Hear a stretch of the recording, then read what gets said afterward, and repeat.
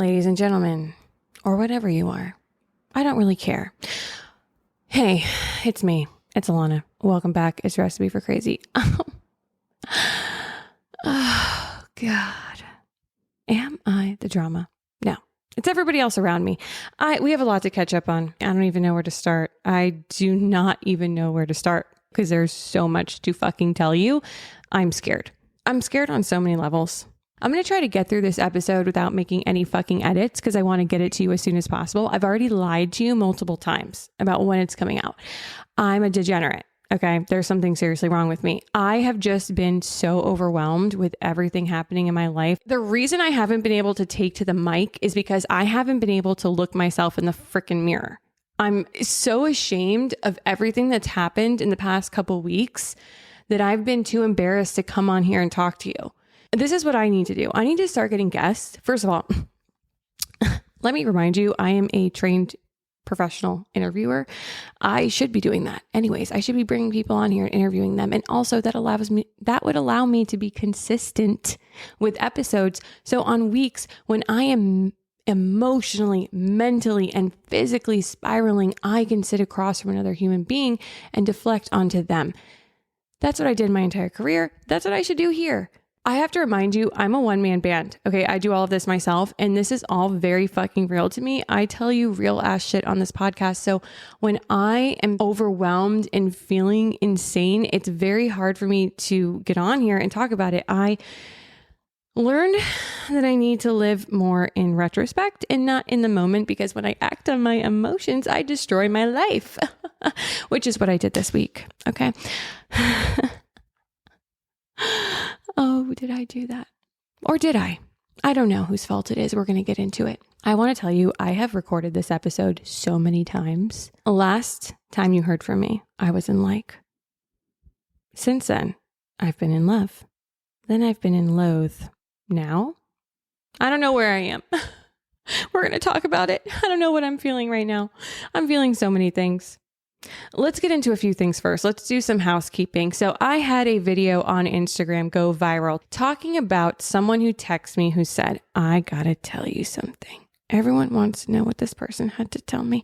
The truth is, I can't tell you because who it's about is a freakish stalker who listens to every episode, follows me relentlessly. No matter how many times I block this person, they are following me.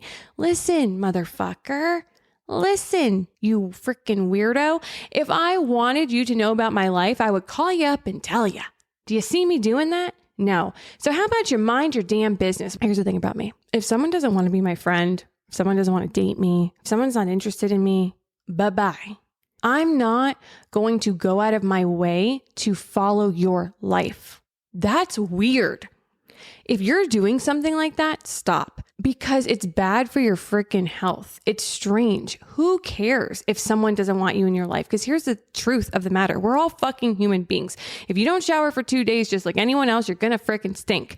Everyone is human. And if one person's existence doesn't want anything to do with your existence, why do you care? Why is it so important to you to keep up with them? Move on. Move the fuck on. So anyways, the I gotta tell you something thing is about that person. And I just personally, as much as I would love to fucking tell you, because I really don't care, it's just me not wanting to deal with the repercussions, because there would be them. If I sat here and told you what that text was about, I would have to deal with it. I don't want to give this person any attention. Fuck this person. Get out of my fucking life. If you're blocked on my page and you're listening to this right now, get a fucking life, dude. Get a life. I don't like you. And trust me when I tell you, I'm not thinking about you. Okay. You know who I'm thinking about? The guy I'm in like with. God. Okay, let's get into it. So tomorrow's Thanksgiving and my birthday.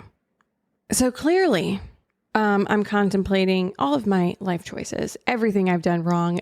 I am not great with birthdays. Last year, I had an incredible birthday. Let's go over quickly the last 2 birthdays I've had. Last year was incredible. I had a Jesus-themed birthday because it was my resurrection. I was ending my Jesus year, okay? And I wanted to go out with a bang or with a nail into the cross. And that's exactly what I did. My friends dressed up as disciples. We went to a underground ritual themed karaoke bar in Koreatown. We got drunk. I ordered us all bottles of Grey Goose. We were drinking. We were singing Jewel, You Were Meant for Me.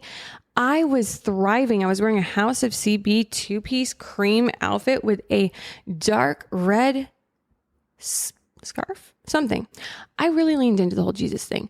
I brought communion. My friend Catherine, she made these adorable little gift bags, okay, with cross lollipops and rosemary beads, whatever they are. It was incredible. My friends made me this cake that said half the size, twice a woman, which is a direct quote from my ex-boyfriend when he was referencing me in his hard launch with his new girlfriend. It was so sweet and nice. I loved it. I absolutely had the best birthday ever. I loved every second of it. Couldn't have had a better birthday, which is very rare for me. Because let me remind you, the birthday before that, my ex-boyfriend was fucking Genevieve from The Bachelor. Isn't that fantastic? Anyways, so this birthday, it's kind of falling somewhere in between those two. It's not as horrible as my boyfriend fucking a Bachelor contestant, but it's not as great as a Jesus-themed birthday. I'm somewhere falling in the middle here this year. I don't know what's going to happen. I'm not having the best week because a number of things that we will talk about. Also, my mom died. As you know, it's the first holiday season without her. It's very difficult. Who else fucking cares about your birthday besides your mother? Okay. And she's not here to care about it. Okay. So let me not cry. Let's move on. Okay. I hope you guys all have a great Thanksgiving. I'm also going to tell you what I'm thankful for this year. I don't know if you're ready for it, but I'm going to tell you what I'm thankful for. Here's my brief list of things I'm thankful for. Number one, I'm very thankful my cousin Melissa and I made up. If you don't remember, Melissa Jo Real Recipes, she is my cousin. I grew up idolizing her, loving her, babysitting her kids. She was always a sister to me growing up. I always looked up to her. We had a falling out because of social media. We were both in very horrible times of our life. Family is family. Blood is thicker than water. In some cases, sometimes people in your family really like to dilute the bloodstream. But I don't know that I've ever addressed it on the podcast. I think I posted some TikTok videos about it after that video went viral where I mistakenly posted something about the whole situation. I hate that I did it my ice machine. Hate that I did it. It was horrible, poor decision making on my part. But, there was something good that came out of it and we made up. We had very extensive, in-depth conversations about things that were going on in our life during that time, why she did the things she did, why I did the things I did. We came together and I'm very grateful for that. The thing is, people make mistakes in life. They do. Shocker. There's only so many times you can forgive people, but I will say, like, my cousin Melissa and I, we have never had a fight our entire lives. She's never done anything to disrespect me our entire lives. Like, this one situation was very specific. There was a lot going on for her that I didn't know about. There was a lot going on with me that she didn't know about. There were a lot of miscommunications happening during that time. She was getting bad information. I was getting bad information, and it spiraled off. And I regret that video. I'm grateful that she forgave me. She regrets the things she did, and she's grateful that I forgive her, and all is fucking well and dandy. And I'm happy as hell, happy as a clam. We're like coworkers, we're both doing this. She's obviously fucking famous and a way better cook, but we're kind of like coworkers. It's funny. Like, we talk on the phone about, what are you cooking today? What did it da, da, da, da, da, and it's fun. And it's everything I always hope for. When I initially went viral, I was so excited. I was hoping that, like, her and I would, be able to talk. And that's exactly what's happening now. And I couldn't be happier about that. So I'm very grateful for that union. I'm also very grateful because about a week ago, I had the best orgasm I've ever had in my life. Thank you, baby Jesus. We'll get into that. What else am I grateful for? I'm grateful for my tits. Okay, I have to say this. I was laying down the other night and I don't know why I got the urge to just look at my boobs. And so I did. And I was like, God, That's a great pair of titties right there. I'm grateful for that. But let me tell you, my boobs look so good when I'm laying down. It's not that they're saggy. I haven't reached that point yet in my aging process where they're like completely hitting the fucking floor. I think I probably have to have a baby before that happens. But especially when I'm laying down, I'm like, God, I am like hot for me, baby. If you're a woman, I recommend highly that you just lay down, take your top off and look at your boobs. I don't know. It's empowering. I feel great about it. I'm grateful for my hourglass figure. Yes. Although it is not trending anymore. So I, my whole life, have had an hourglass figure, wide hips, small waist. My ass fluctuates. Okay. Big tits. So when I was in high school and middle school, I was horrified by my body. I'm being so fucking serious. I'm being so real when I tell you this. I was so sexualized as a kid.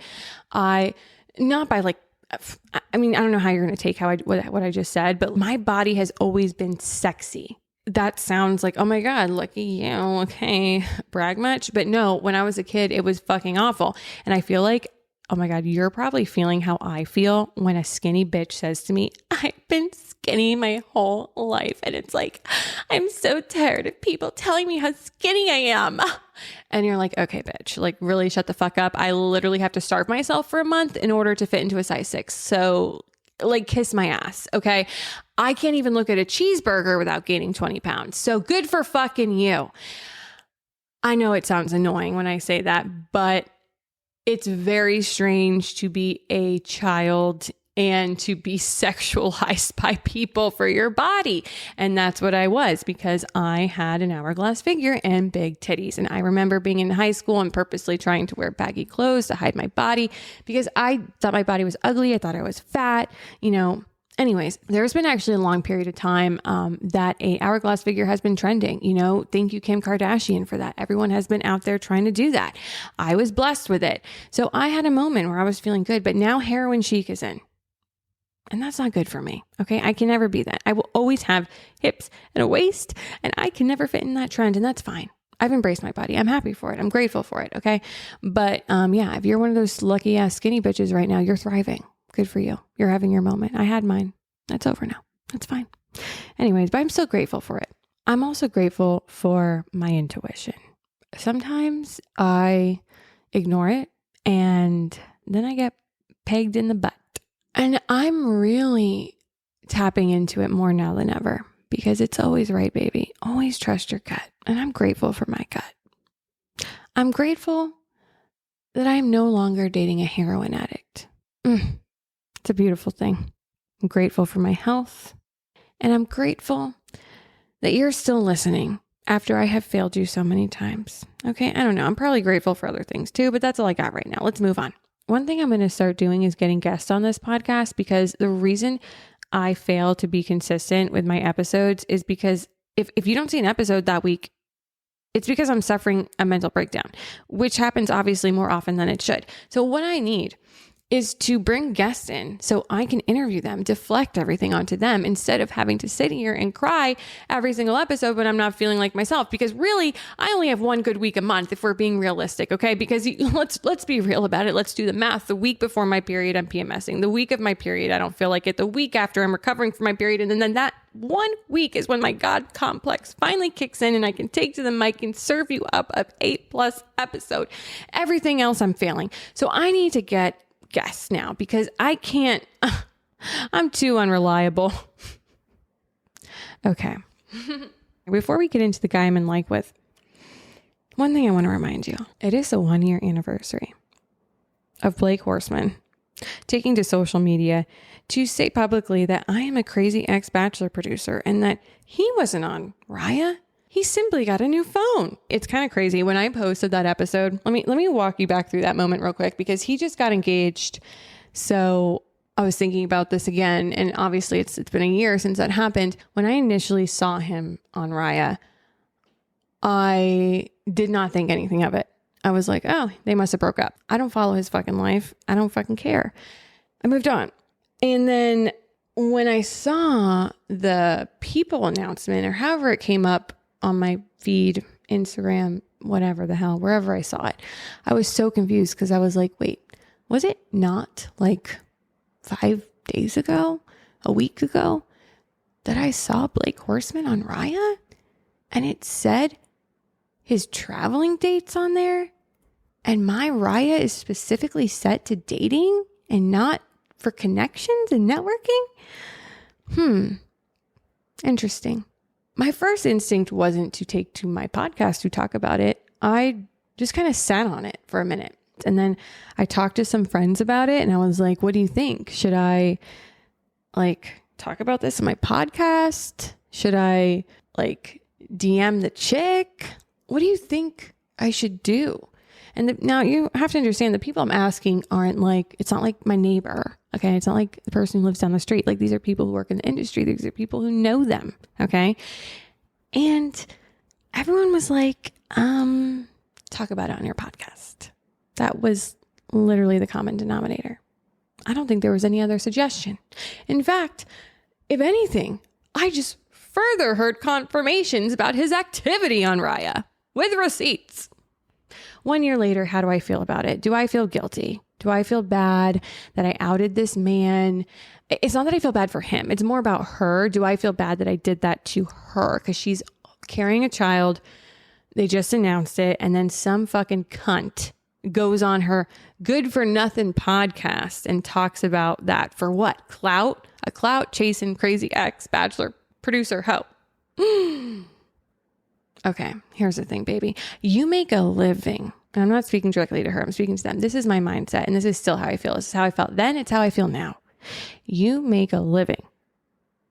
You capitalize off of your lifestyle and your relationship on the internet. You post things for everybody to see. For what reason? To sell things, to make people want to aspire to be like you, to promote a certain type of lifestyle. Okay. My personal opinion. Okay. And this opinion is different. Now, I think of reality people different than I would think of Jennifer Aniston or an actor, an actress. Totally fucking different.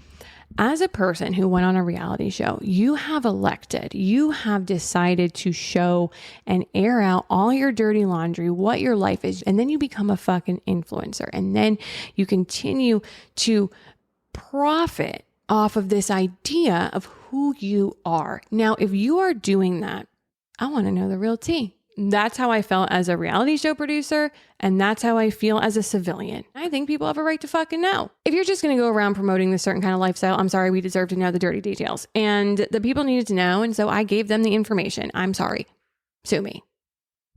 Or don't. I don't care. You can sue me, but it's not defamation because all I did was get facts and I have receipts, motherfucker. Let's be so fucking real. This entire pregnancy, the child, everything is a giant commercial. Okay. You are literally throwing Pampers in people's faces and hawking your child out to people for a check. And I have no fucking problem with it. Get your bag. But listen, if there's some sinister shit going on behind the curtains, I think people deserve a fucking peek. Sorry. Your life is a lie. I mean, what do you expect? He's a traveling DJ. Okay. How old is he? 50, 40? I don't know. Whatever. Is anyone surprised? So embarrassingly enough, I did an Ask Me Anything on Instagram. And instead of deep soul searching questions, which is what I was anticipating from you, you hit me with some generic fluff. Do you even know me at all? Okay, there were some good questions in there, I'm not going to lie, but most of it was very surface level. I wanted to get deep and interesting with you. So guess what? I'm hijacking the Ask Me Anything. Okay, I'm going to ask me anything. I'll be asking the questions here. I thought I could trust you. But who is more qualified than me to ask the questions? Let's be honest. I'm the most qualified person here to ask them, so I might as well do it. Okay, I'm sorry, but I will. I will insert some of your questions, but let's be honest. You dropped the ball. All right, here's the questions that I'm going to ask me. What the hell is going on? In the past year and a half, your life has been an absolute dumpster fire. You're an orphan. You got cheated on. You're single, probably for life. You're alone, spiraling, and honestly, a little unhinged. A lot of unhinged, in fact. Why would I listen to you? Why would I listen to the likes of you, Alanna? Well, first of all, That's kind of rude, but also fair. My life is a circus. Okay, it's a freak show and the universe is sitting front row eating popcorn, enjoying it. Welcome to the jungle, baby. I'm sorry. Do as I say, not as I do. I give good advice. I don't take it myself. Anyways, you haven't posted an episode in weeks. Are you okay? I'm worried about you. Where's your episodes? No, I'm not okay. I'm not okay at all, okay? Because I was in love, in loathe, and now I want to explode. I didn't mean for that to rhyme, but it was just like a coincidence. Anyways, I've just been busy having a complete mental breakdown. Thank you for your concern. Alanna, we can't trust you anymore. I want to listen to you week by week, but every week I go to look and you're not there. Is anything you say true? How can I rely on you? Stop. You're triggering me. You just triggered me. Thank you. You're starting to sound like the Italian. Hold up. Who's the Italian? Is that a man? A boy? A dish you're about to cook? Who? What is the Italian? You posted a guy on your Instagram story. He was making pizza at your house, in your kitchen. Are y'all dating? What's going on? Finally, some good questions. Here's the deal. I introduced the Italian in last week's episode. I'm referring to him as the Italian because guess what? He's fucking Italian. We're going to get into that whole story right now. I'm going to try to get into the story. Okay, I'm going to do the best I can to tell it to you. Just fucking spill it. We've had enough. Be honest. Tell us what it is. You've teased us enough. You've breadcrumbed us this entire time. You're doing to us what you think he's doing to you. Can you just please tell us what is going on? No, I'm scared. I can't. Why? Why can't you tell us, Alanna? Because if I tell you and he hears this, then he's definitely going to hate me. And I think he already hates me. And he's never going to speak to me again. But if you're not honest with me, I'm not going to keep listening to you. I've already had it up to here with you, bitch. I already don't care. Okay, you've lost my interest. I don't care anymore. So either you tell me about the Italian or you get the hell out of here because you're breaking my achy, breaky heart. Okay, I'm sorry. I didn't realize I was hurting you that much. Listen, if I knew how much this hurt you, I would have told you a long time ago. I'm sorry. Okay, I'm sorry, Trudy. I'm sorry that I haven't told you what's going on in my life. Yeah, you better be sorry. Because listen, I tune into you and I watch your videos and I'm interested and I care. I care. But I don't anymore. I'm starting to not. You're losing me. I don't want to lose you. Please don't go. Don't let go, Jack. Don't let go. Okay, there's something seriously wrong with me. Anyways, please don't let go. I'm going to tell you the story, okay? It's just hard. It's hard for me to be vulnerable. That's what I'm learning about myself this week. It's very hard. Here's the deal. This is what I realized about myself. It's not that I've lost trust in men.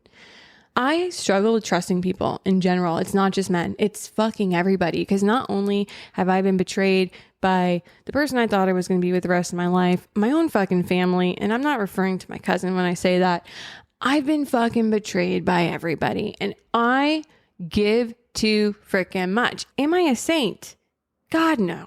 I'm a piece of shit. But I can say that I do a lot for fucking people. I'm not perfect. Not even fucking close. But I'm not a taker. I'm not an abuser. And that's what people have done to me. And I'm tired of it. So it's hard for me to trust people. That's the situation with the Italian. That's what we're going to get into right now. I'm going to tell you a story. All right, I need you to get comfortable. We're getting into it, okay? I'm going to tell you all about the Italian. Last time you heard from me, I was desperately in I fell head over heels. Everything was perfect. I could not have written a better love story than what was happening. And today, I'm laying on a shag rug in my living room. No idea where he and I stand, just wondering where the hell it all went wrong. And I'm going to talk about it here with you right now. We're going to get into it. Okay. Let's start from the beginning. I met the Italian on Hinge. We FaceTimed.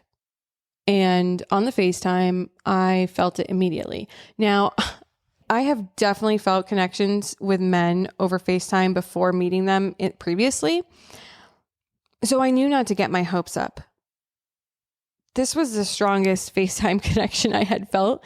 I was smiling ear to ear. After that, he had to travel. I had to travel. We weren't able to see each other for like almost a week after that FaceTime. So or maybe it was a weekend. He was extremely consistent as soon as we got off the FaceTime. He never left me room to question whether he was interested or not. When I went away that weekend, I think we FaceTime maybe on a Thursday or something. I fully anticipated not hearing from him at all that weekend, and I was totally comfortable with that. He messaged me all weekend, and I was like, wow, okay, so he's definitely feeling what I'm feeling. That's great. I was very excited, but I was like, don't get your hopes up. Friday, Saturday, Sunday happened. Sunday, I'm starting to feel antsy as hell because I'm already starting to catch feelings for this guy and I haven't even met him in person. And I knew he had to leave the next morning for his trip. So I was going out of town Friday to Sunday. He was going out of town Monday to whenever. I don't even remember the dates. Doesn't matter. Regardless. So we were on the phone and I was like, we should just get out of the way. Let's just meet right now. Like, fuck Wednesday. Let's just do it right now. I just don't want to keep building you up in my head. And then we meet and we don't like each other. And he was like, I mean, we could, but I want to do things the right way. Like, I want to take you out. I don't want to just like meet you at your community pool at midnight. I want to wait and take you out and do the right thing. And I was like, oh my God. Okay. Hello. So that was hot. He went out of town. He comes back and we go out that Wednesday night. We were going to go to dinner and I lost my freaking keys. And it was funny because prior to me losing my keys, when we were coordinating the date, he lives like a couple miles from me. So I was like, oh, you could just pick me up. And he's like, no, we should just meet there. And I was like, oh my God, what? I was kind of insulted. Like, you don't want to just come pick me up. But also, it's like, that was my ego talking. But realistically, I do not want a fucking man to pick me up for a first date. What if I get there and I don't like him and I'm stuck with him all night? Are you kidding me? And that's happened to me before. Let's not forget the choker. Okay. The man that took me out, picked me up, took me out to a taco stand and choked me on the beach. Okay. Could have died. Yet here I am trying to put my life at risk because of my own goddamn ego. I'm like, what do you mean you don't want to pick me up? What are you talking about? So that all happens. I say, okay, fine. I'll meet you there. I'm getting ready to go. About to walk out the door. Running a little late per usual. I can't find my keys anywhere. Dead ass. Cannot find them anywhere. Had he and I not already had this conversation about being picked up, I would not have found any issue with asking him to pick me up. But because we talked about that, it felt like, oh my God, this guy's going to think I'm so fucking full of shit. But truly, I could not find my keys. I'm on the phone with my cousin. Like, what the fuck? I can't find them anywhere. What am I supposed to do? And I was just going to call an Uber. So I said, hey, I'm so sorry. I'm running late. I'm calling an Uber. I can't find my keys. And then he calls me and he ends up picking me up. And of course, it's funny, whatever.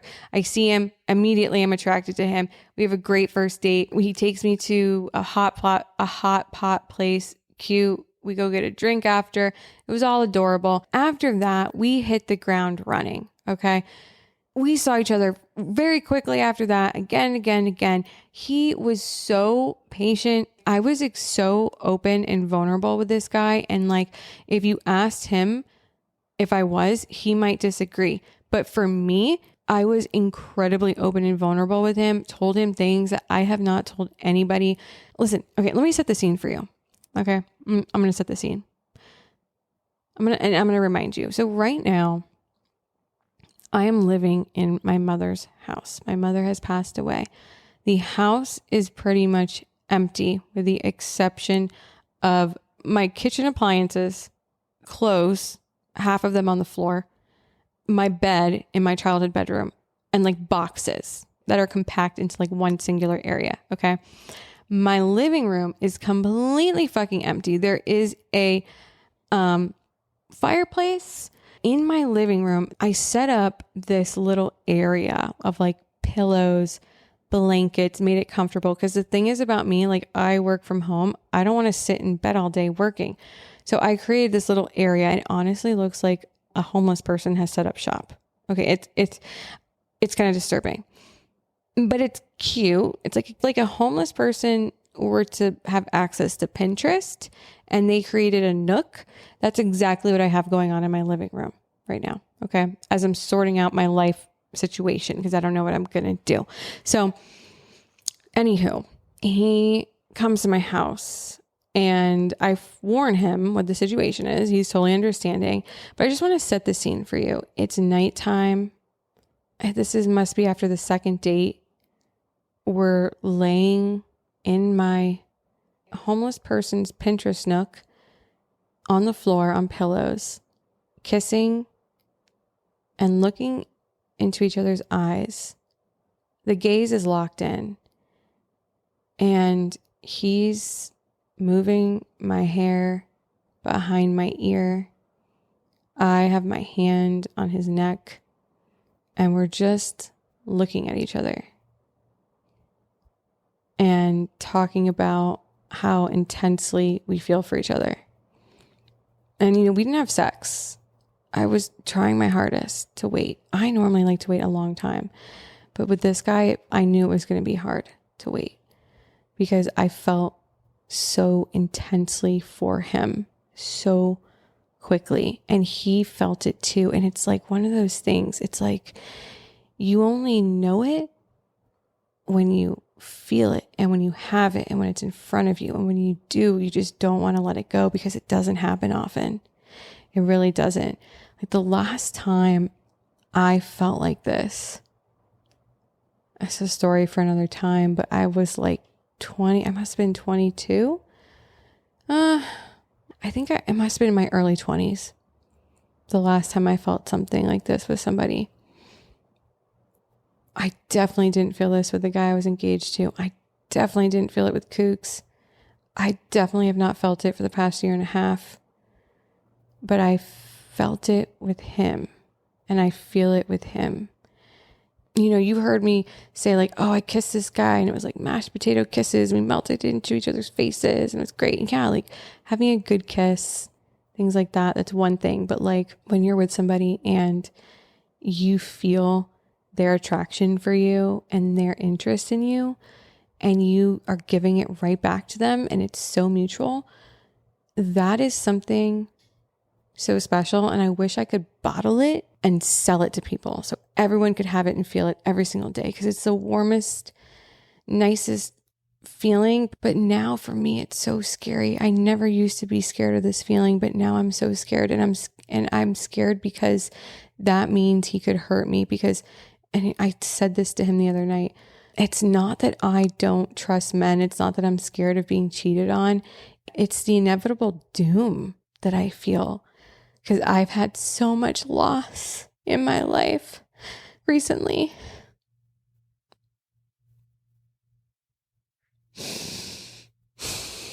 Like I've lost my mom. I lost the relationship, thank God. But it doesn't matter. It's still lost, whether it was good or bad. I've had so many instances in my life where people have betrayed me lately. Things I can't talk about for legal reasons and otherwise, but I feel scared because he's the first person I have met in so long where I was like, I would be in pain if you were gone for whatever reason. And that is terrifying because being alone is safe because the only person you can blame is yourself when you have nobody else. And I've been really comfortable in that.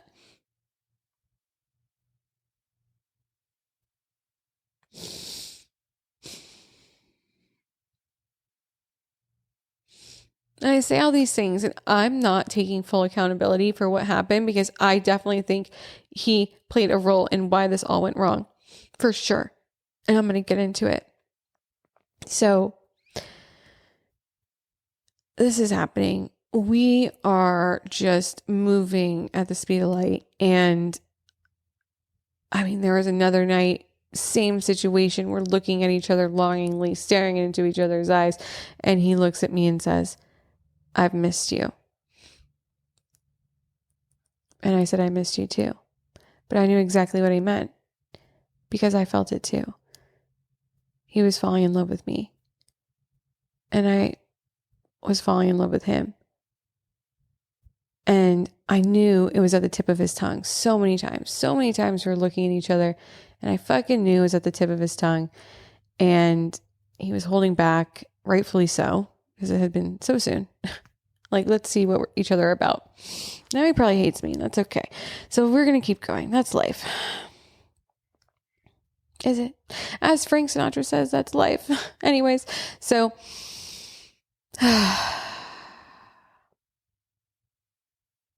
to not make this the longest episode on the planet, I'm going to spare you all of the details of what exactly went wrong, but I'm going to stop and tell you something exciting before I get to where it all blew up. Before I get to the freaking nuclear bomb that went off. Okay? But before we get into that, I got to tell you something. I got to tell you something, girl. And I'm not going to make you wait for this, okay?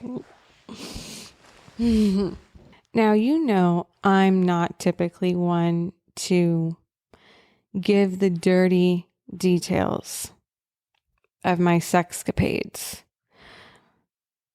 But I do think I need to in this situation because it's monumental. The Italian gave me the best orgasm I have ever had in my life. I'm about to be very honest with you because I'm on my journey of full transparency. There has not been a man to give me an orgasm in probably about 6 years. I'm being so serious. I have faked every sexual encounter I have had for the past 6 years. That includes my 2-year relationship with Kooks, okay? He's sitting there thinking he's giving me multiple orgasms. He never gave me a singular one. The sex wasn't good at all. Literally not even close to being good. But I didn't know what good sex was until now. I can't believe it, actually. I can't believe how long in my life I went not knowing what good sex was. I'm shocked. I will say, with the guy I was engaged to, he did get me there a few times in the beginning. And then never again. Oh my God. And then before that, yeah, no. You know what it is? I think there was one. Now, this is the other thing. The other guy that I was instantly in love with, where it was similar feeling to what I'm feeling with the Italian, a story I have not told you guys or talked about anywhere, just because it was so long ago. And also he's like super connected to my life still. Like, this guy's married and off doing his thing. Like, we've been broken up for a very long time, but that romance, that relationship with him was so intense. It was crazy. It was fucking something you write about. And I'll definitely have to tell the story another time. He's not the one who got away. There's nothing like deeper, nothing that still exists. It was so long ago, but it was a very fun experience. I'm super grateful for it. And that was a guy who could have made me have an orgasm, but I was too young and insecure to and too impatient to let him get me there at the time. So yeah, this guy knows what the fuck he's doing. I'm going to be so real with you about sex, what sex is for me or what it has been. I have always felt like it's for the man. I have used sex as a way to control men. I also grew up with the idea that sex is bad. Like, sex is terrible. You can't have sex with a man. Once you have sex with a man, you have no power. I'll tell you what, if I have kids, and I hope I do one day, I don't want to ever make them feel that way. A part of me is grateful that I was raised feeling like that, because it definitely stopped me from having sex with inappropriate partners. It made me value my body, and it definitely taught me a lot. And I was very protective of my reputation growing up. And that goes back to my body. Like growing up, I had a very sexy body and I was very sexualized. So people automatically assumed I was a slut. I was always called a slut and a hoe, and like when I was growing up and in high school, and I'd be like, well, name one person I've had sex with or I've given a blowjob to, anything. I wouldn't even let people go down on me. I was so prude, mostly because of my reputation. I was scared, and rightfully so, because people automatically want to put that label on you as a woman just because you have big tits. Like, fuck off, dude. So I was very hesitant to sleep with anybody. And then as an adult with sex, I had a very weird relationship with it. I have done so much fucking research on sex. Like, it's actually crazy how much research I've done with everything. Blowjobs, kissing, fucking everything there is to know about sex. I have tried to learn, except for pleasing myself. Always about pleasing him. Always about him. Always about using it for control. And even when men have been like, and I'm sure you have too, when you have a guy that's like totally obsessed with you and your body and just wants to get you there and like it pleases him to please you. I haven't even been able to let myself go in those scenarios. I'm like a person who will masturbate like 10 times a day. I'm really telling you shit right now. If I have the time, I could go for a midday pick me up, a morning, a midday, and an evening. You know, that's my day. Those are my 3 courses. Okay. So I am very sexual. I like sex. I just was never having good sex until now. And holy fuck. This is why I ended things in my engagement. It was mostly about sex because I think sex is so important in a relationship. It's not everything. That person needs to be your best friend. And I did have that in my engagement. He was my best friend, but I knew we could never get there romantically. We never could because we never had it to begin with. And I think if you don't have it from the beginning, how are you going to get there later?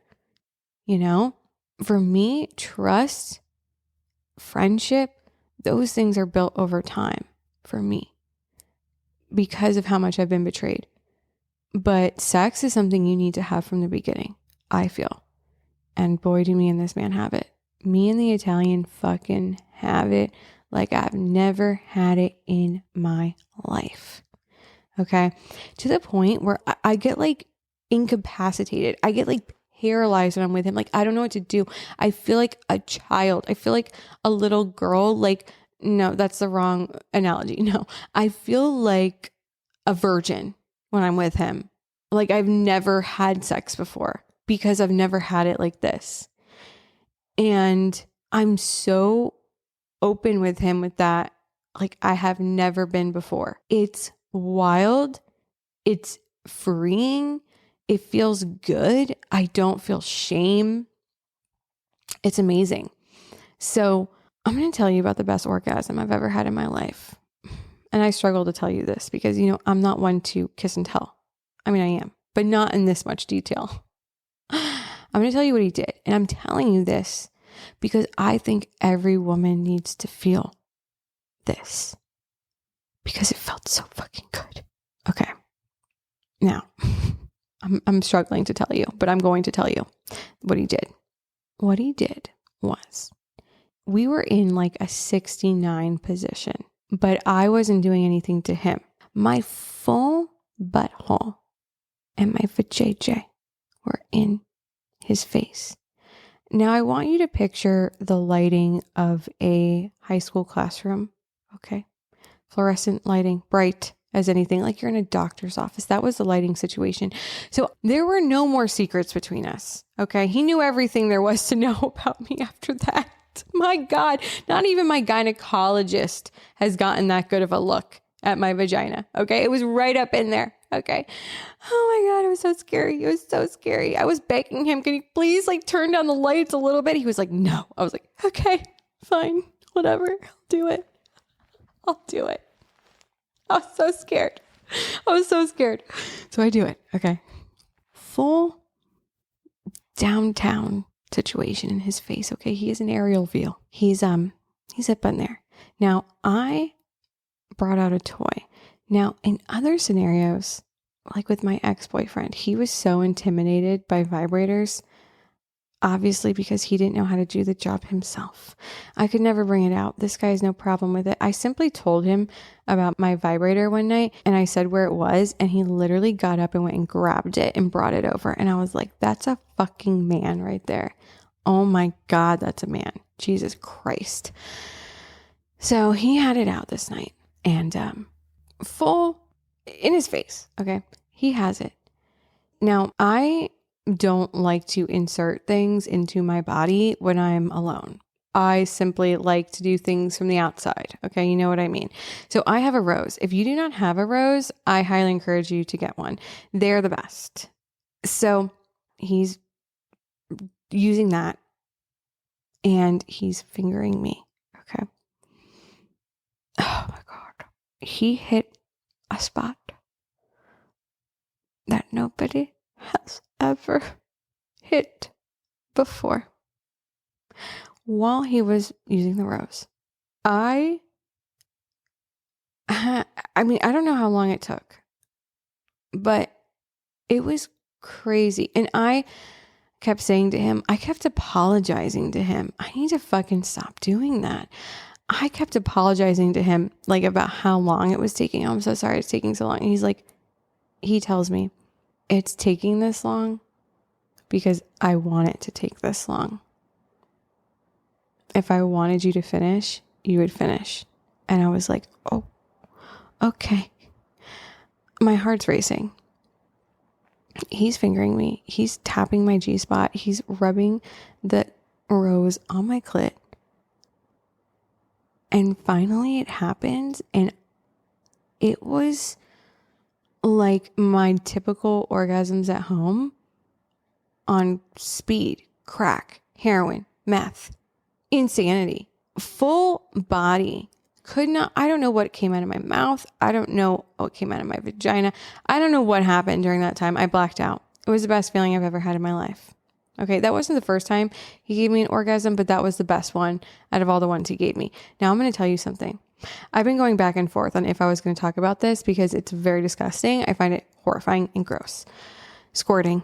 Now, if you asked me about squirting a month ago, I would have told you it was just a soda. Okay, no, it's not a soda. It's a real thing. It's fucking real. It's a weird feeling. I don't know if I like it. I'll be honest with you. I don't know if I like it. I did it. He made it happen. And it was horrifying. So there were multiple times where he was getting me to the point where I think I was about to do that. It felt like I was going to. And I stopped him because it was a weird fucking feeling. And finally I agreed. I was like, okay, I'm not going to stop you this time. I'm going to let you do it. I'm going to let it happen. Because right before it happens, it feels like it shouldn't be happening. It feels very violating. It feels weird. I don't know. I did have an orgasm and a little fucking something came out of me. A little bit. It could have been more, but I stopped it. I was resisting still. Even when he got me there, I was resisting it because I don't know. It's gross to me. I always thought it was pee. I still think it might be, but I didn't have to pee before it happened. I don't know what it was. I want to find out. I want to keep doing it. I want to explore. I want to do the research. It's fucking real. And I'm a non-believer. Before this, if a woman would have told me that she squirted, I would have straight up thought she was a liar. I didn't believe her. Everything's changed. Everything's fucking changed. I fucking believe it. It's real. It is so real. I don't know if I like it. I don't know if it's a good feeling. I don't know if it's a goal that everyone should have. I don't know if you're really missing out on anything. I think sure, everyone should experience something once in their life. We should all be having these experiences. I just don't know if it's a good one or a bad one. It did feel good, but it was just very uncomfortable. And when I say that, he did not force me. Like I fully wanted it. Before that, when I said no and I stopped him, he stopped. Like I fully was into it and wanted it. And I told him, like, don't stop. Like, I'm going to resist you, but don't stop. It's just like this thing I can't control. Like, keep fucking going. And he did. And it happened. And yeah, I want him to do it again. I want to see if we even fucking do it again. But it was interesting. It was fucking weird. I don't know how to explain it. I feel weird even talking about it. on a fucking public platform. But I'm an orphan now, so I have no fear of my parents listening to this. So I guess I can talk about it freely, although it still makes me very uncomfortable. I don't know who fucking talks about this, but I think it's important for women to hear this and know, because yeah, there is a lot of shame in being a woman and being sexual and talking about these things. And I know, because I felt it my entire goddamn life. I always have felt uncomfortable with sex. So I'm talking about it because it sucks that I felt like this for so long in my life. Like, I'm 34 years old and I felt this forever. And I'm just now at this age having good sex, and we should be having good sex always. Like, sex should be just as enjoyable for you as a woman as it is for a man. And I don't know, there's like this thing, at least for me, where I feel like I have to be pleasing him. It's been very nice to like be with someone who just focused on me feeling good. And that is like a new feeling for me. And it's no fault, I mean, a little fault to the guys I've been with in the past, my ex-boyfriends, but you know, I never really gave them the space to try, because I don't know why. So anyways, that happened. So where did it all go wrong?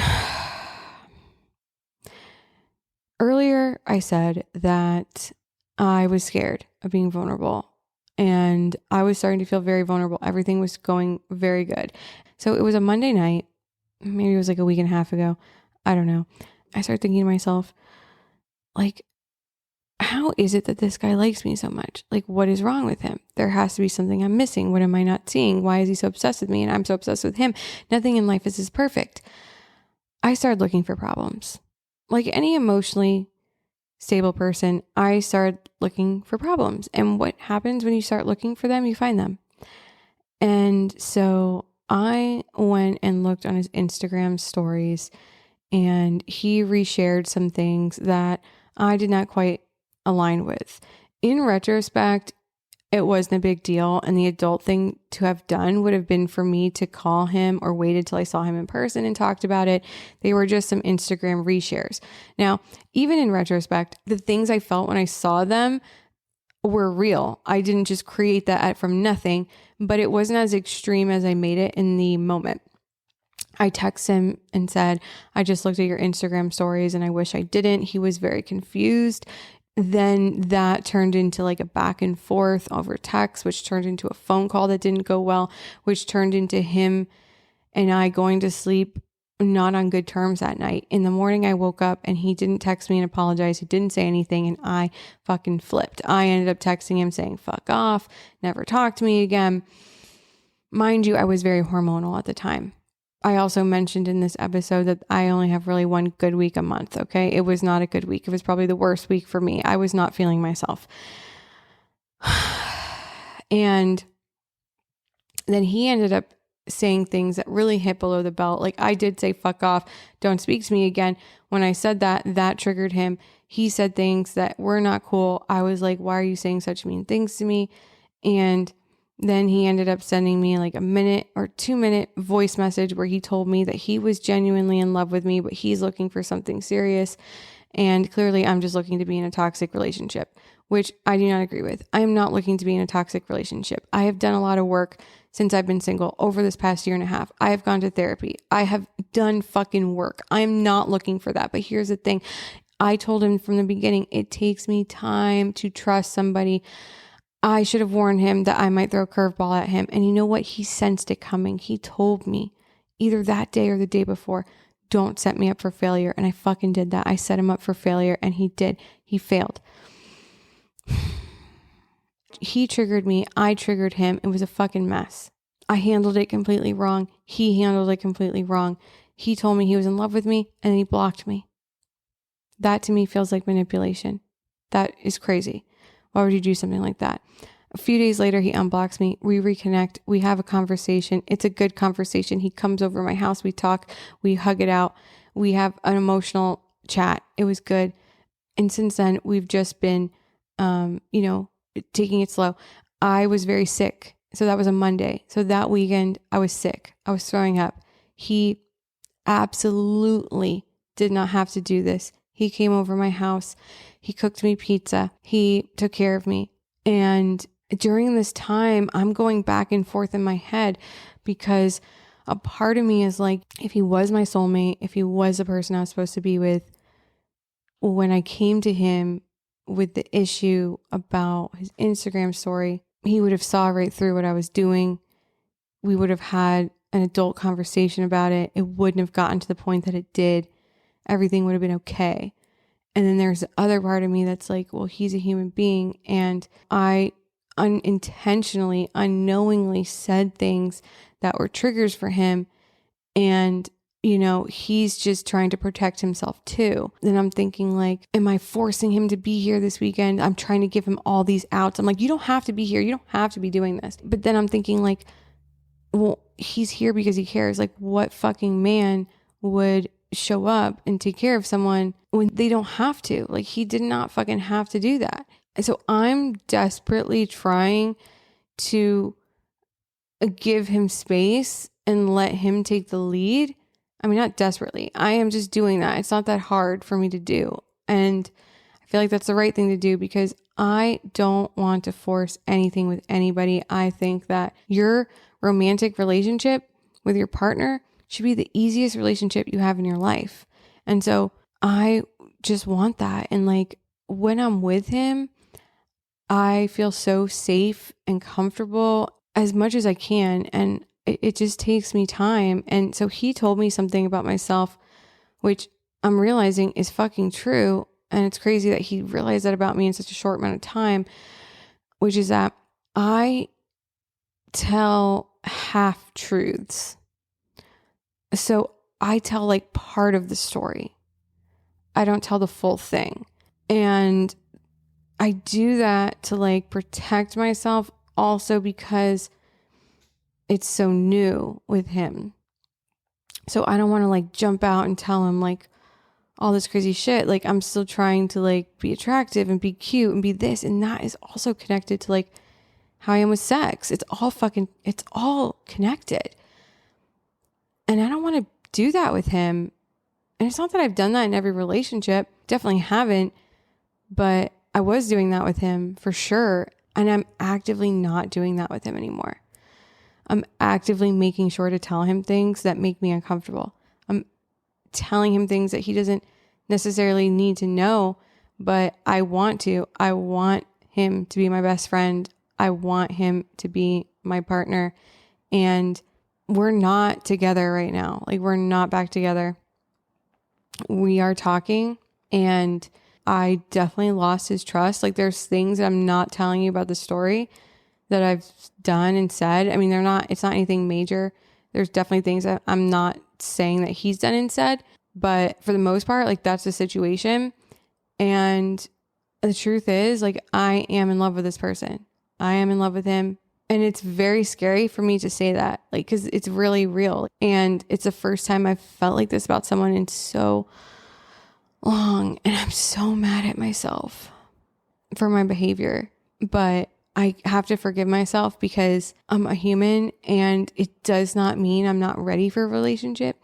I don't know entirely what it means, but I know myself and I know who I am. That's kind of the situation right now.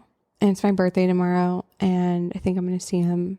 And the other thing is, so Daddy Warbucks, if you remember him, someone I've talked about previously, someone I dated 10 years ago and has periodically come back into my life. He really helped me when Kooks and I broke up, and we don't talk anymore. It ended with him saying like, don't talk to me again. Don't call me again unless you're ready to get married and move in with me.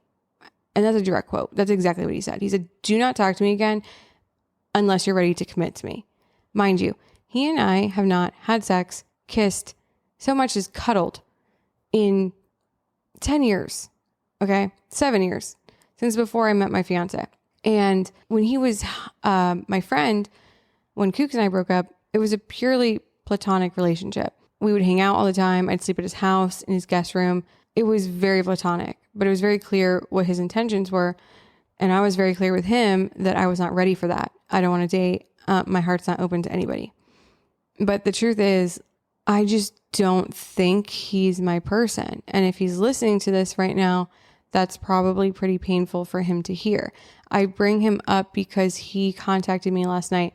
Now, if I was in a relationship, if I was fully with the Italian, I would not have communicated with him. Now, that being said, this man has done a lot for me in my life, and I respect him because he really did help me. And I don't know what I would have done during that time if he was not there. But that being said, whoever I'm in a relationship with, that is the person that I have the most loyalty to. I'm a loyal bitch. I'm a ride or die. And as you know, I've mostly died. So if I was in a relationship, if we weren't on the terms that we are on right now, it would have been a very simple text exchange. I wouldn't have picked up the phone, but we're not. So yeah, I didn't see a problem with sitting on the phone with him and talking to him and catching up. Wouldn't have done that otherwise. When we were on the phone, he's telling me about his most recent relationship. I start telling him about mine, the situation. He starts saying things to me that are so clearly being said because whether he realizes it or not, the things he was saying were very intentional and very targeted and very specific into making me feel isolated. Like Daddy Warbucks is the only person who understands me. These are the things he's saying to me. Like he's saying like, oh, the Italian is just not your person. Otherwise you wouldn't have fought. I understand you. I get you. I know who you are. You don't. And you and I have fought a million times, and I've yelled at you a million times for things that you've said to me. And if you were my person, like you say, then 10 years ago, when Daddy Warbucks and I dated, when I was totally into him, wanting a relationship with him, you wouldn't have dumped my ass. Okay? If your logic is, oh, he's not meant for you because you guys got in an argument and your person would have understood immediately, then how are you saying that you and I are meant to be together? Because buddy, pal, listen, 10 years ago, you could have had me. You didn't take advantage of the opportunity. Then when I was engaged, you would text me periodically and ask me, are you still engaged? While I was with this man. That is disrespectful. That's rude. How would you feel if someone was texting me that if I was with you? It's inappropriate. I didn't take kindly to that. I did not like that. There were other things he said I didn't like. I care about him as a person. He is my friend. Unfortunately, we cannot be friends because I am firm on the fact that men and women cannot be friends. There is always somebody in the equation that has feelings, unless it's your fucking sibling, your cousin, your parent. You can't be friends with the gender you are attracted to. So that was that. I ended up telling the Italian about it today. Why did I tell him? Because I am trying to tell the full truth, nothing but the truth. So help me God. And if we're hanging out in the future and my phone rings and it's him, or a text pops up and it's him, I want the Italian to be 100% clear on what the situation is because I care about him. If we were to be together again, I'm not going to fuck it up with some stupid ass shit by not telling the full truth about a situation.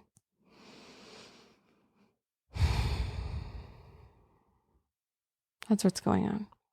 There's a lot more to the story. There's a lot more I want to tell you, but I feel like I just want to get this episode out. I hope you have a great Thanksgiving. If you have also lost a parent and it's a holiday season, I know what you're going through right now because I feel it too. Sucks. It's my first holiday season without my mom and I'm bummed. One thing I will say that Daddy Warbucks did say on the phone, and I am glad he said this to me. So my dad died right before COVID. I was in Thailand when he passed. I wasn't able to attend the funeral. I wasn't able to be there when he died. I had a phone conversation with him. My dad was remarried to a woman, my stepmom, who she really cared for me as a kid. She is an incredible person. She took care of my dad up until the day he died. She took care of me when I was a kid. And I have not called her at all. since my dad died. I have not gone to his grave. And one thing that he said to me on the phone last night was that he reminded me, he asked me if I've been to my dad's grave yet. And I'm glad he did. That's one thing I got from the conversation. And today I just cold called my stepmom. I haven't talked to her in years. And I apologized for not calling her. And I asked her how she was doing, and we had a really good phone conversation. And this weekend I'm going to drive up there and I'm going to see her, and I'm going to go to my dad's grave. I think one of the hardest things about falling in love and dating when you've lost your parents is that they'll never be able to meet that person. If I have kids, I'll never be able to meet them.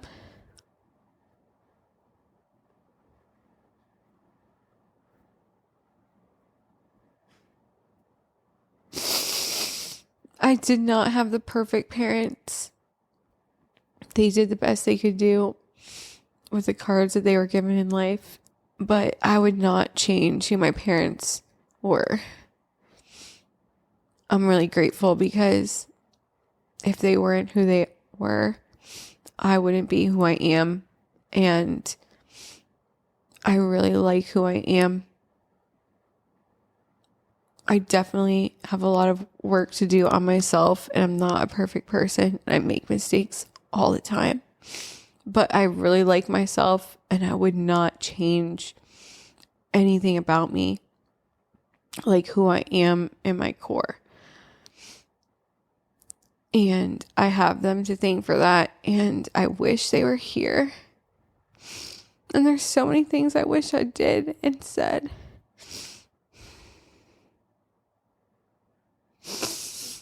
So, if you do still have your parents and they're still here and you're going to see them on Thanksgiving and for Christmas and everything, just give them a fucking hug.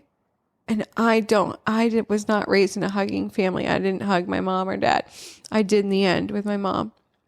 I sat in bed with her in the hospital bed, in her bed and everything. And I'm so glad I did.